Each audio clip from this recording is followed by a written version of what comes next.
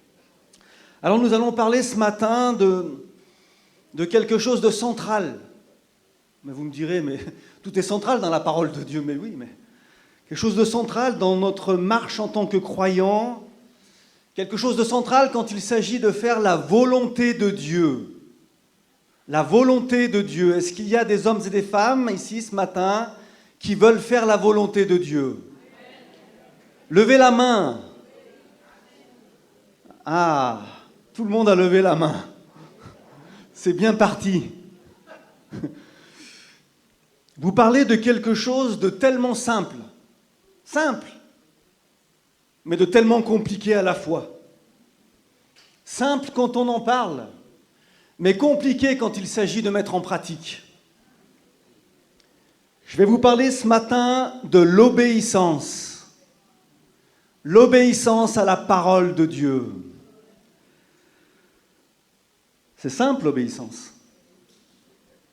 C'est tellement compliqué parfois aussi. Et on a tous en tête, finalement, vous savez, c'est cette parole de Samuel quand il va reprendre le roi Saül qui avait désobéi à l'ordre de l'Éternel. Voici, l'obéissance vaut mieux que les sacrifices.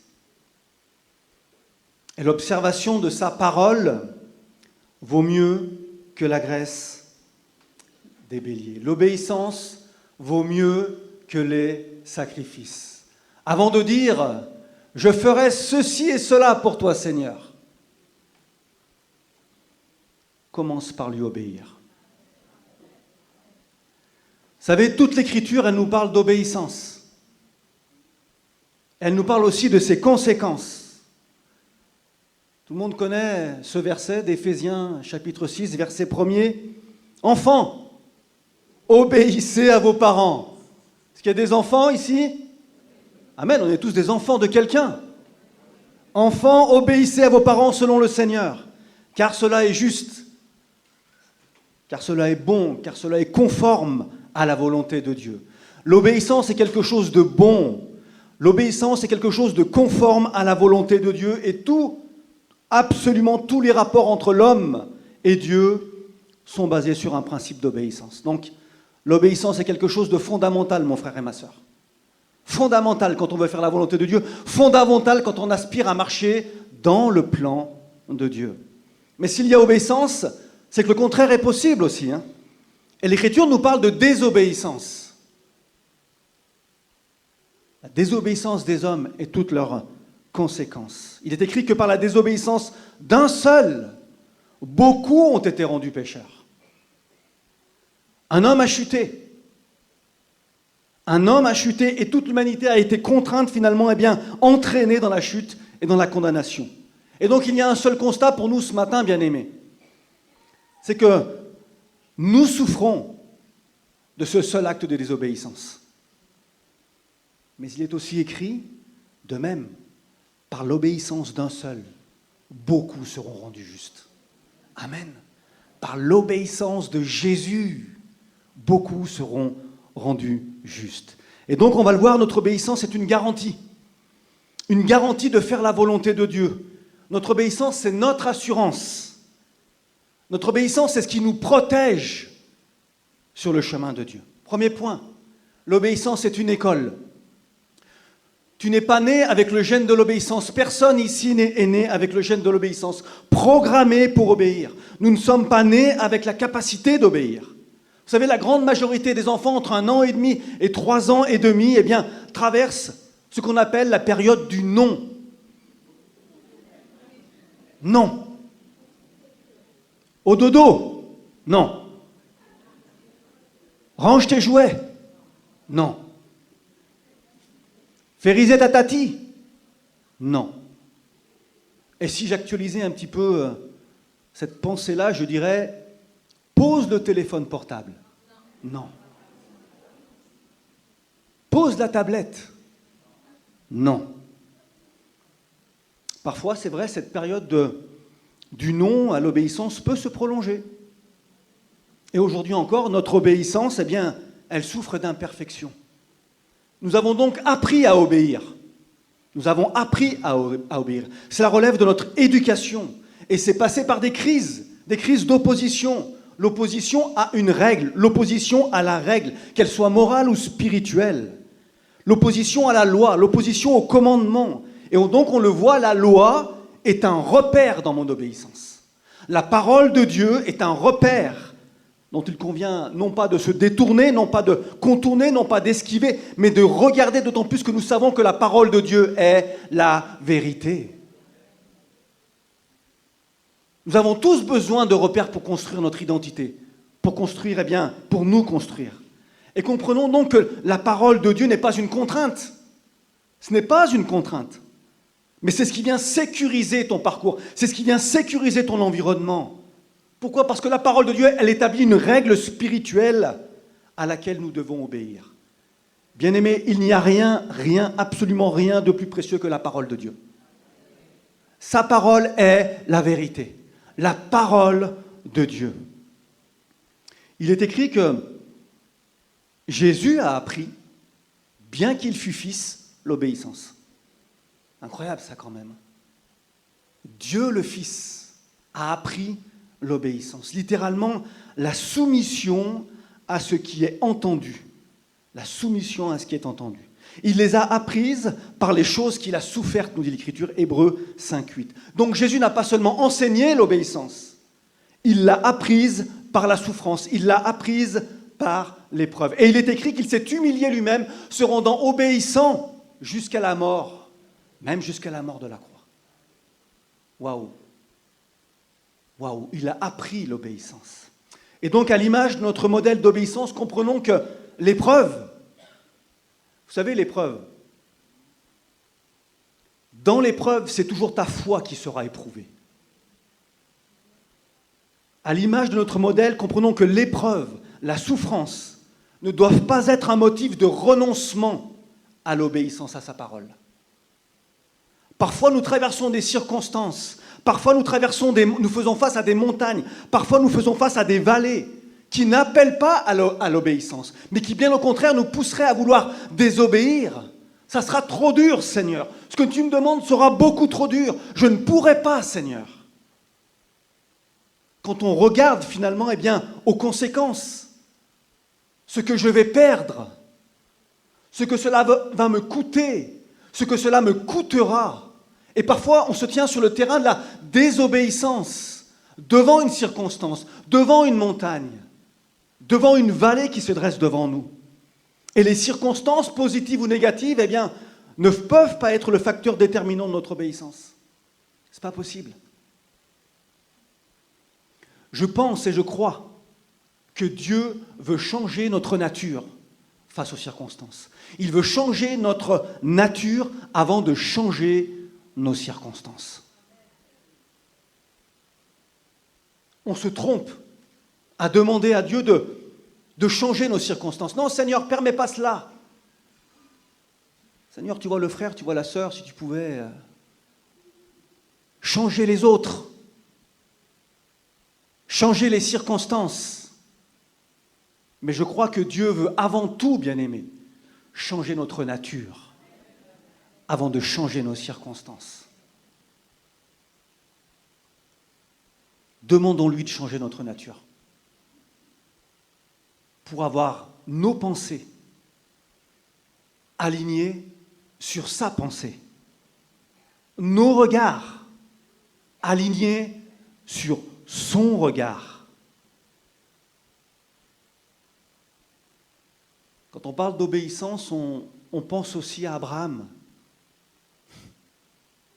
Genèse 22. Abraham, offre-moi en sacrifice ton fils Isaac, celui que tu aimes.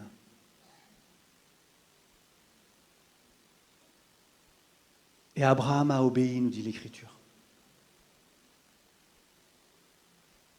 Et parce qu'il a obéi, l'Éternel lui a dit que ta postérité sera bénie. Bien-aimés, nous sommes de la postérité d'Abraham. Philippe, il a dû quitter la Samarie alors qu'il était un instrument et le témoin d'un puissant réveil spirituel.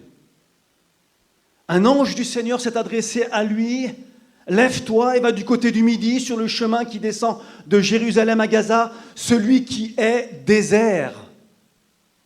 Tu vis un réveil spirituel et le Seigneur t'appelle et te dit tu vas aller au désert. Et l'Écriture nous dit qu'il se leva, bien-aimé, et il partit. L'obéissance, non avec la tête, mais avec le cœur. C'est au niveau du cœur que tout se passe dans l'obéissance. Ce n'est pas au niveau de notre tête, mais c'est au niveau du cœur. Et donc, eh bien, sur ce chemin, il va y faire la rencontre d'un Éthiopien, nous dit l'Écriture, qui va se convertir au Seigneur Jésus-Christ, qui va se faire baptiser et qui, je crois, va ouvrir l'Évangile à toute l'Éthiopie. Vous savez, il y a des circonstances qu'on ne comprend pas, mais je crois que Dieu veut changer notre nature avant de changer nos circonstances. L'épreuve, la souffrance, ne doivent pas être un obstacle, mais le lieu de l'accomplissement de notre obéissance.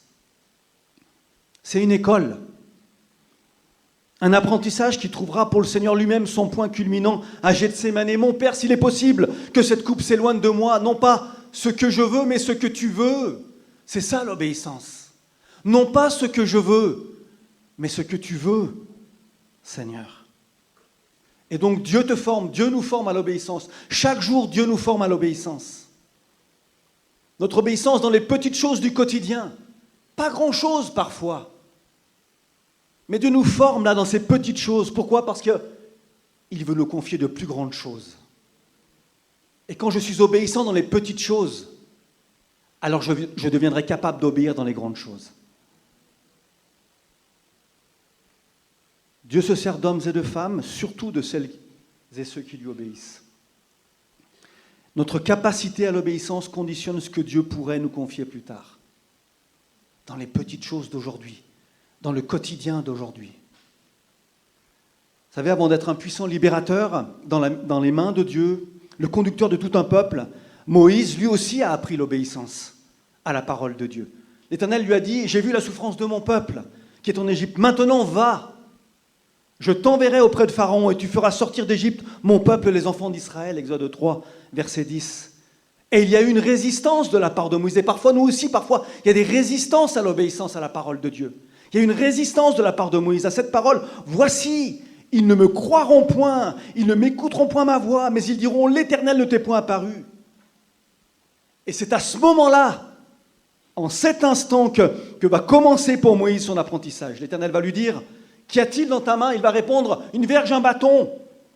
L'Éternel va lui dire, mais jette-le par terre. Et il va le jeter par terre. Il va obéir à la parole de Dieu. C'est simple de jeter un bâton par terre.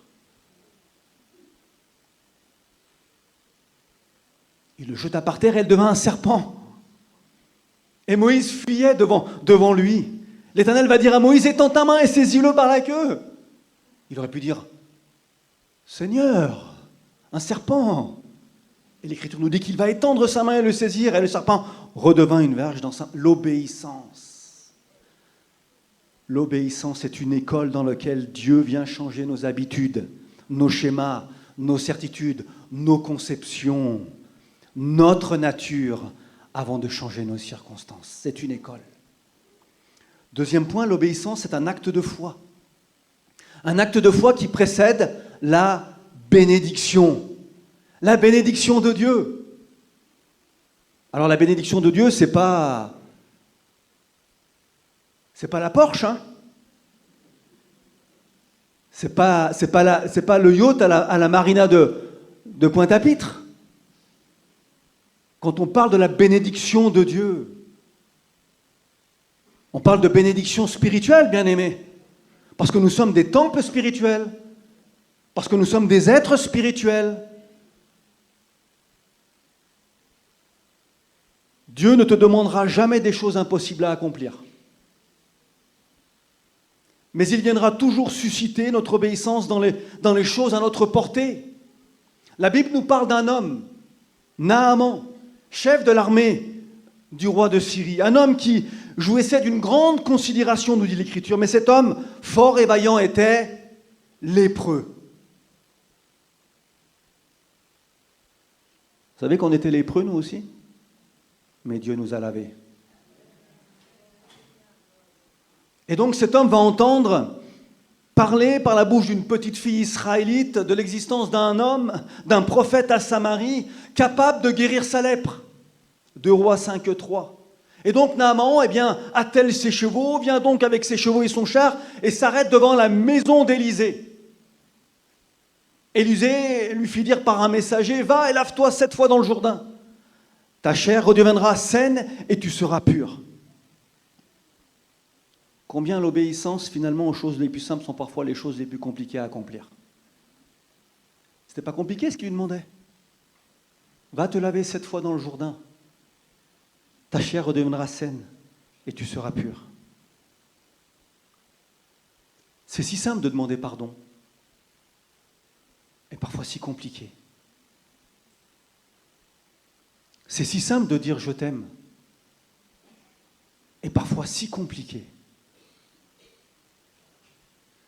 Et donc Naaman est irrité, nous dit l'Écriture. Il fut irrité, il s'en alla, il va faire demi-tour, il va repartir.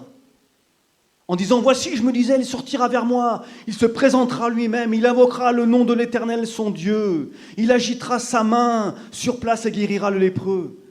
Et ses serviteurs vont s'approcher pour lui parler, lui dire, mais mon père, si le prophète t'eût demandé quelque chose de difficile, ne l'aurais-tu pas fait ? Combien plus dois-tu faire ce qu'il t'a dit, lave-toi et tu seras pur ? Et combien de fois, bien aimés, nous n'avons pas fait ce qu'il nous a dit ? Parce que nous n'avons pas voulu entendre ce qu'il nous disait. On a parfois des oreilles sélectives.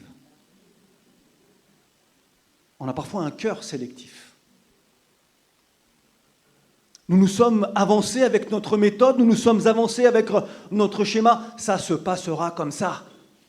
Ça se passera comme je l'ai dit, ça se passera comme je l'ai pensé. Je me disais, il sortira vers moi, il se présentera lui-même, il invoquera le nom de l'Éternel, il agitera sa main. Et comme Naaman, nous avons été frustrés parce que ça n'a pas marché, parce que notre schéma n'a pas marché, parce que notre méthode n'a pas marché. Et nous avons fait, demi-tour. Mais l'Écriture nous dit que Naaman va s'abaisser. Il va descendre et il va se plonger 7 fois dans le Jourdain, selon la parole de l'homme de Dieu. Et sa chair redevint comme la chair d'un jeune enfant, et il fut pur. Mon frère, ma sœur, la guérison de Naaman, ce n'est pas le fruit d'une méthode. Et des méthodes, vous en trouverez plein sur Internet. La guérison n'est pas le fruit d'une méthode. La guérison n'est pas le fruit d'un homme. Mais sa guérison est le résultat de son obéissance. Son obéissance à la parole de Dieu. L'obéissance est un acte de foi qui précède la bénédiction, mais qui ne peut pas se soustraire de l'humilité. Naaman a dû passer par l'abaissement. Naaman a dû s'humilier. Un acte de foi qui précède la bénédiction. Vous savez, à Cana, aux noces de Cana, les serviteurs qui servaient aux tables ont commencé par obéir à la parole de Jésus qui leur a dit « Remplissez d'eau ces vases. » Remplissez d'eau ces vases. Ils auraient pu dire « Mais Seigneur, nous, ce n'est pas d'eau qu'on a besoin, c'est de vin. » Remplis-les de vin, Seigneur. Non. Il leur a dit « Remplissez d'eau ces vases. » Et il est écrit qu'ils les remplirent jusqu'au bord. Les serviteurs n'ont pas résisté à la parole de Dieu, ne sont pas opposés à la parole de Dieu. D'ailleurs, la mère de Jésus leur dira « Faites ce qu'il vous dira. » Et l'eau a été changée en vin. L'obéissance est un acte de foi, bien-aimé, qui précède le surnaturel de Dieu. Mon obéissance à la parole de Dieu précédera toujours le surnaturel de Dieu dans ma vie. Amen. 3e point, l'obéissance est un acte de foi qui nécessite une coopération avec le Saint-Esprit. Une coopération avec le Saint-Esprit. Alors le Saint-Esprit n'est pas qu'une puissance, ce n'est pas qu'une force. Le Saint-Esprit est une personne. Une personne qui veut s'emparer, qui vient pour s'emparer de toi, qui vient s'emparer de nous, bien-aimés, afin de nous rendre utiles dans le royaume de Dieu. C'est ça, l'objectif du Saint-Esprit. Te rendre utile dans le royaume de Dieu. Te rendre utile dans ta maison, te rendre utile dans ton foyer, te rendre utile dans ton assemblée, te rendre utile dans ton environnement professionnel. À la montagne des Oliviers, Jésus a dit à ses disciples, « Je serai pour vous tous cette nuit une occasion de chute, car il est écrit. » Le Seigneur a dit, « Car il est écrit, je frapperai le berger et les brebis du troupeau seront dispersées. » Mais voici un homme, Pierre, celui qui savait mieux que le Seigneur. Et parfois, autour de nous, pour ne pas dire nous-mêmes, on sait mieux que le Seigneur. Pierre, qui savait mieux que le Seigneur, prenant la parole, lui dit, mais quand tu serais pour nous tous une occasion de chute, tu ne le seras jamais pour moi.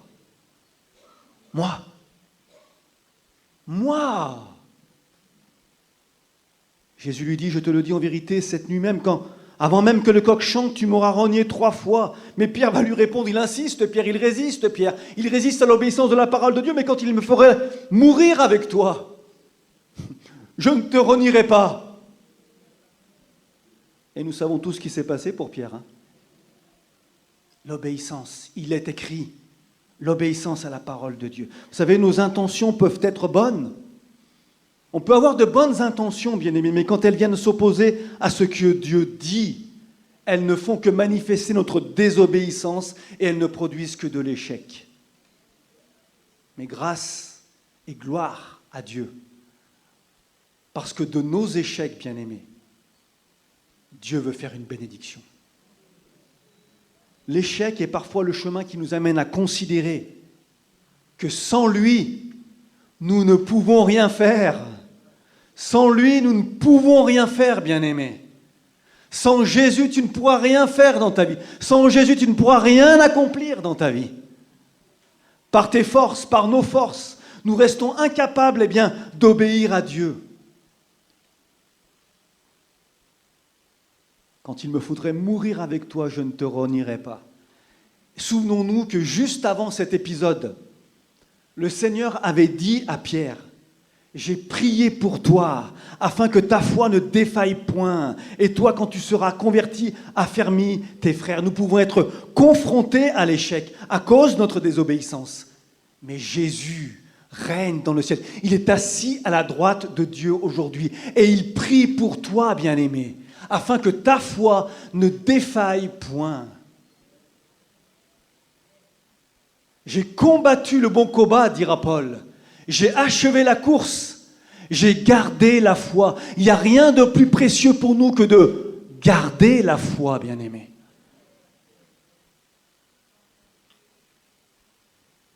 On retrouve Pierre à la Pentecôte, au discours de la Pentecôte. Et le Pierre du discours de la Pentecôte, c'est plus le Pierre du jardin de Gethsémanée, c'est plus le Pierre du jardin des Oliviers. Qu'est-ce qui a changé? Mais l'Esprit s'est saisi de lui, bien-aimé. La chair a été crucifiée. Et donc le Saint-Esprit est venu transformer Pierre afin de le rendre utile dans le royaume de Dieu. L'obéissance au Saint-Esprit, à la direction du Saint-Esprit, a infiniment plus de valeur que toutes les intentions que l'on pourrait formuler avec notre bouche. L'obéissance à la parole de Dieu, l'obéissance au Saint-Esprit a plus de valeur que ce qu'on pourrait dire avec notre bouche. Et donc c'est une coopération réciproque avec le Saint-Esprit. Ce n'est pas quelque chose d'unilatéral qui nous appelle à marcher selon sa volonté, à entrer dans les plans qu'il a formés pour nous. Obéissance, résistance. Dans Actes 16, versets 6 à 10, il est écrit qu'ayant été empêchés par le Saint-Esprit, d'annoncer la parole dans l'Asie, ils, c'est-à-dire Paul, Silas et Timothée, traversèrent la Phrygie et le pays de Galatie. Arrivés près de Mysie, ils se disposaient à entrer en Bithynie, mais l'Esprit de Jésus ne le leur permit pas. Ils franchirent alors la Mysie et descendirent à Troas. Pendant la nuit, Paul eut une vision, un Macédonien lui apparut et lui fit cette prière. « Passe en Macédoine, secours-nous » Après cette vision de Paul, nous cherchâmes aussitôt à nous rendre en Macédoine, concluant que le Seigneur nous appelait à y annoncer la bonne nouvelle. On ne sait pas pourquoi ils ont été empêchés par le Saint-Esprit. Dieu sait toutes choses. Et très certainement que leur obéissance, leur a épargné bien des difficultés, bien-aimés. Et parfois, nous aussi, nous avons été empêchés par le Saint-Esprit. Mais parfois, nous aussi, nous avons forcé les choses. Forcé la direction du Saint-Esprit.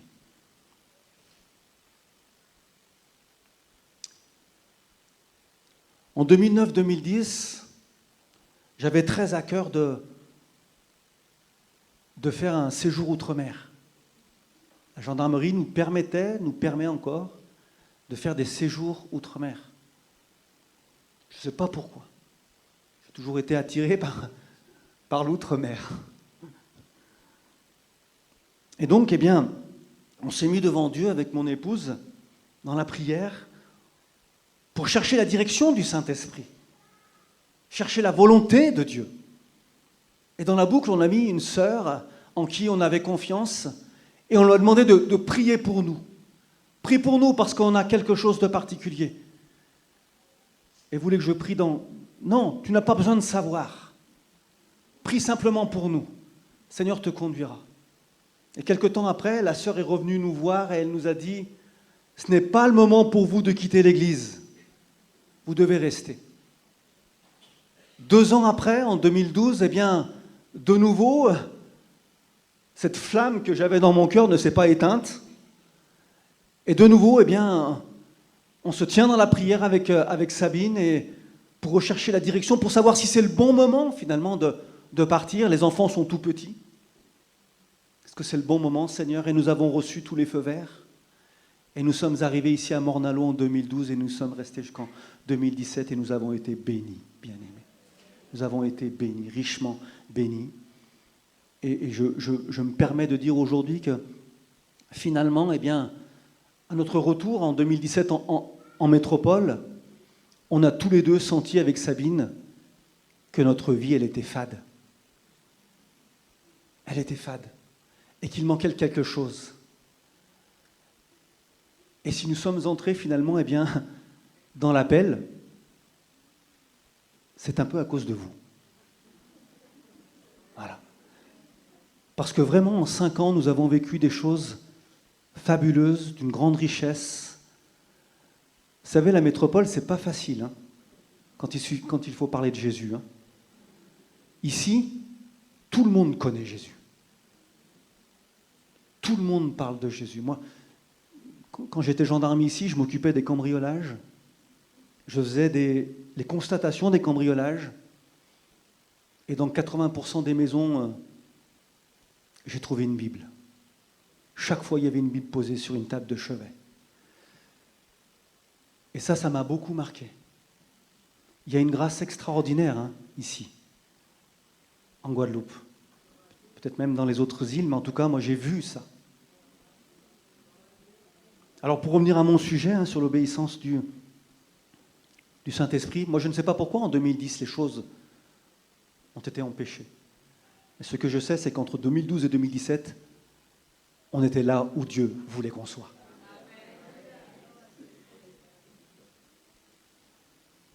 Quatrième point, la source qui produit l'obéissance. Jean 14, 15. Si vous m'aimez, gardez mes commandements. Jean 14, 21. Celui qui a mes commandements et qui les garde, c'est celui qui m'aime. Et celui qui m'aime sera aimé de mon Père. Je l'aimerai et je me ferai connaître à lui. Jean 14, 23. Si quelqu'un m'aime, il gardera ma parole et mon Père l'aimera. Nous viendrons à lui et nous ferons notre demeure chez lui. Jean 15, verset 10, et je vais vous le lire dans la version Semeur. Si vous obéissez à mes commandements, vous demeurerez dans mon amour. Tout comme moi j'ai obéi aux commandements de mon Père et je demeure dans son amour. L'amour et l'obéissance sont indissociables, sont inséparables. Comprenons que le moteur de notre obéissance, c'est son amour. C'est son amour. Pour nous, nous l'aimons parce qu'il nous a aimés le premier. Amen. L'amour de Dieu est répandu dans notre cœur par le Saint-Esprit qui nous a été donné. C'est par les choses d'en haut que je me tiens dans l'obéissance, dans les choses d'en bas. Notre obéissance à sa parole, notre obéissance à la direction du Saint-Esprit, c'est la seule réponse possible à son amour. Et donc la manière dont je reçois, la manière dont je vis au quotidien son amour conditionne directement ma capacité à lui obéir.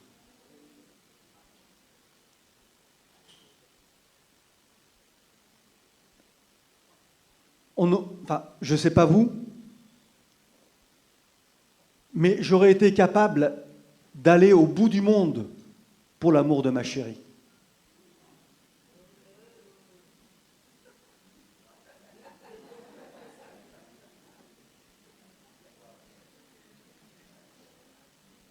C'est quelque chose de fort, l'amour. Hein. La seule chose qui va rester dans le ciel, c'est l'amour. Jésus, il a été au bout, par amour pour nous. Et donc, nous avons besoin de connaître intimement, profondément, toute la dimension de cet amour. L'obéissance est une réponse naturelle à son amour, à sa grâce. Comprenons que l'obéissance est la seule réponse que le Seigneur attend de notre part, si on veut lui plaire, si on veut lui être agréable. Vous connaissez ce chant, je pense ? Il est un fleuve coulant du cœur de Dieu. C'est un grand fleuve d'un amour merveilleux. Je vais y boire, son amour me remplit. Amen. Son amour me remplit. On a besoin de se laisser remplir de son amour, bien-aimé. Son amour me remplit et sa victoire m'anime de l'esprit. Son amour me remplit. Un cœur qui se laisse remplir de l'amour de Dieu est un cœur qui va forcément marcher dans l'obéissance à sa parole. L'obéissance, ce n'est pas une porte que je choisis d'ouvrir ou que je ne choisis de ne pas ouvrir. Mais l'obéissance est un chemin tout tracé sur lequel je vais marcher en sécurité. L'obéissance est un chemin tout tracé sur lequel, mon frère et ma sœur, tu marcheras en sécurité. Paul priait, Paul fléchissait les genoux, Éphésiens 3, versets 14 à 19. Paul fléchissait les genoux devant le Père, afin qu'il donne aux chrétiens d'Éphèse, selon la richesse de sa gloire, d'être puissamment fortifiés par son esprit dans l'homme intérieur, en sorte que Christ habite dans leur cœur par la foi, et qu'étant enracinés et fondés dans l'amour, souviens-toi de ça ce matin, enracinés et fondés dans l'amour, ils puissent comprendre avec tous les saints quelle est la largeur, quelle est la longueur, quelle est la profondeur et la hauteur, et connaître l'amour de Christ qui surpasse toute connaissance, en sorte qu'il soit rempli jusqu'à toute plénitude de Dieu. Amen. Enraciné et fondé dans l'amour. Une compréhension de la largeur, de la longueur, de la profondeur, de la hauteur. Connaître l'amour de Jésus. Oh, quel amour, Seigneur, tu as eu pour moi.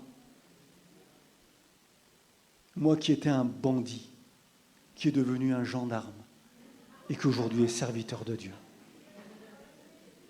Mais quel amour et quelle grâce. L'amour de Dieu, 4 directions qui n'ont point de limite, bien-aimés. Pourquoi? Parce que l'amour de Dieu n'a point de limite pour toi. Il est allé au bout du bout pour toi.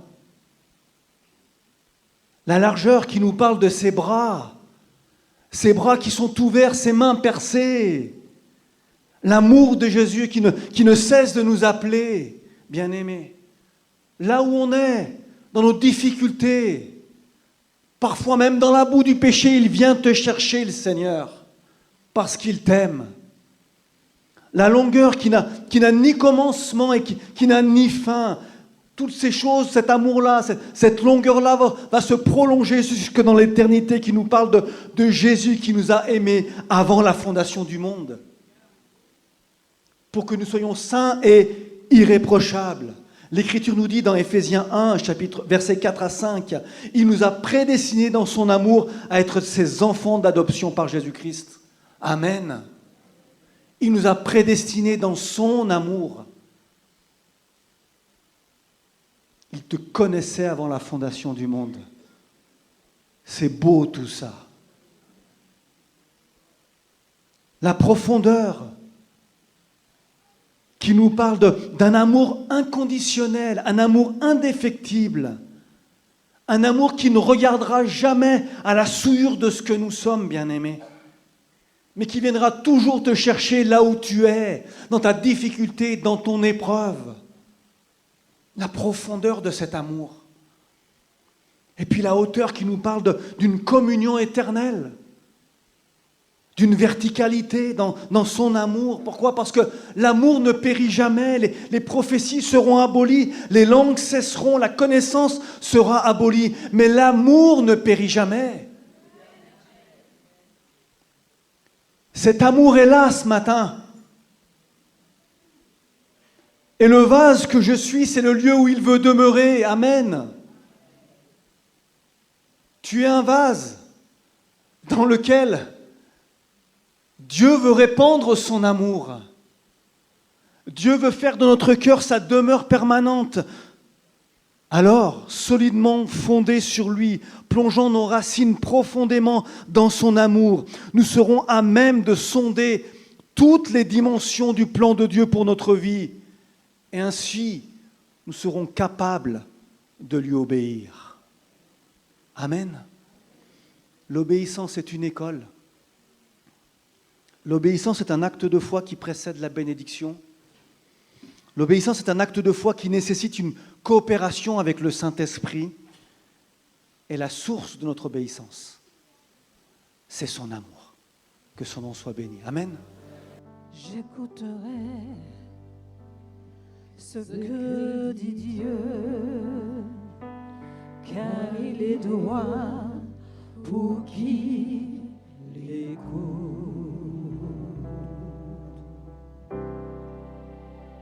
Sa paix divine est sur tous ceux qui vont à lui quand vient le doute.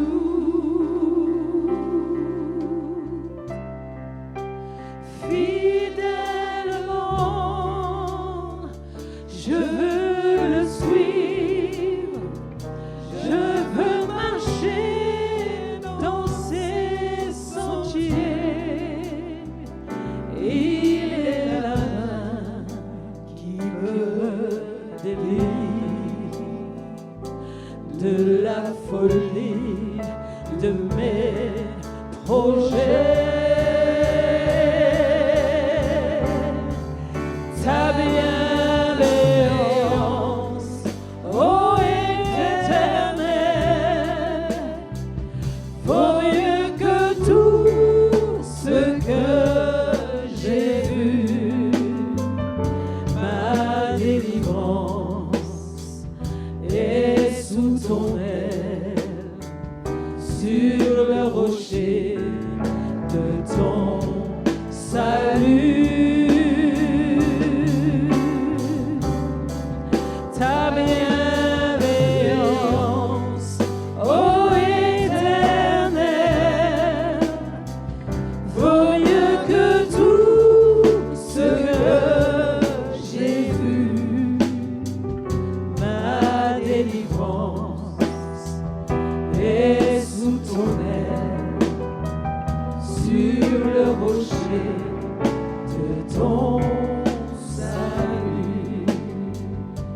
J'écouterai ce que dit Dieu. J'écouterai ce que dit Dieu, car il est droit pour qui l'écoute. Sa paix divine est sur tous ceux qui vont à lui quand vient le doute.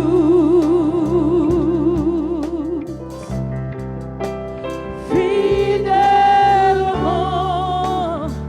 je veux le suivre, je veux marcher dans ses sentiers. Il est la main qui me délivre de la folie de mes projets. Ta bienveillance, ô Éternel, vaut mieux que tout ce que j'ai vu. Ma délivrance est sous ton aile, sur le rocher de ton salut. Ta bienveillance, ô Éternel, vaut mieux que tout ce que j'ai vu. Ta délivrance est sous ton aile, sur le rocher